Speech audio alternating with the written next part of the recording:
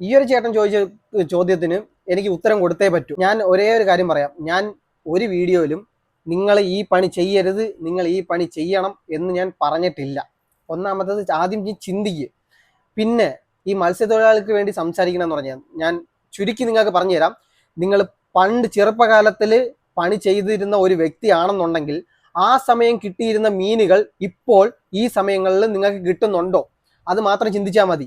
അതുപോലെ തന്നെ ഇനി ഒരു 10 വർഷം കഴിഞ്ഞു കഴിഞ്ഞാൽ നിങ്ങളുടെ സന്തതികൾ ഈ കടലിലോട്ട് ഇറങ്ങി കഴിഞ്ഞു കഴിഞ്ഞാൽ അവർക്ക് ഈ മീനുകൾ കാണാൻ കിട്ടുമോ എന്ന് ചിന്തിക്കുക. അതിന് വേണ്ടിയിട്ട് മാത്രം മനസ്സിലാക്കി തരാൻ വേണ്ടി മാത്രമാണ് ഞാൻ സംസാരിച്ചത്. അല്ലാതെ നിങ്ങൾ ഈ പണി ചെയ്യണ്ട, നിങ്ങൾ മറ്റേ പണി മാത്രം ചെയ്താൽ മതി എന്ന് ഞാൻ പറഞ്ഞിട്ടല്ല. നിങ്ങൾ ഈ വലിയ വള്ളങ്ങളിൽ വലിയ ബോട്ടുകളിലൊക്കെ പണിക്ക് പോകുന്ന വ്യക്തിയാണെന്നുണ്ടെങ്കിൽ നിങ്ങൾ ഒന്ന് ചിന്തിച്ചു നോക്കുക.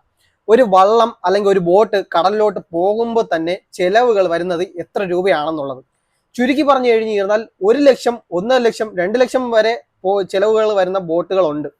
ആ ബോട്ടുകളിൽ നിങ്ങൾക്ക് പണിക്ക് പോകുമ്പോൾ 1000 രൂപ നിങ്ങളുടെ കയ്യിൽ പങ്ക് പൈസ, അതായത് നിങ്ങൾക്കുള്ള ഷെയർ 1000 രൂപ കിട്ടണമെന്നുണ്ടെങ്കിൽ ഈ പറഞ്ഞ ചെലവ് പൈസയുടെ നിന്നും കൂടുതൽ നമുക്ക് സ്റ്റോക്ക് പിടിക്കണം, അതായത് മീനുകൾ പിടിക്കണം. എന്നാൽ ചെറുവള്ളങ്ങളിൽ നിങ്ങൾക്ക് പോയി കഴിഞ്ഞു കഴിഞ്ഞാൽ ഒരു 10,000 രൂപയുടെ മീൻ കിട്ടി കഴിഞ്ഞു കഴിഞ്ഞാൽ നിങ്ങൾക്ക് 1000-ഓ 2000-ഓ ആളുകളുടെ എണ്ണം വെച്ച് നിങ്ങൾക്ക് കിട്ടും. നിങ്ങൾ ആ പണി ചെയ്യുന്നത് തെറ്റ്, നിങ്ങൾ ഈ പണിയിലോട്ട് വരൂ എന്ന് ഞാൻ ഒരാളെയും നിർബന്ധിക്കത്തില്ല. കാര്യം എന്ന് പറഞ്ഞു കഴിഞ്ഞാൽ എല്ലാവർക്കും അവരുടേതായിട്ടുള്ള തീരുമാനങ്ങൾ എടുക്കാൻ സ്വാതന്ത്ര്യമുണ്ട്.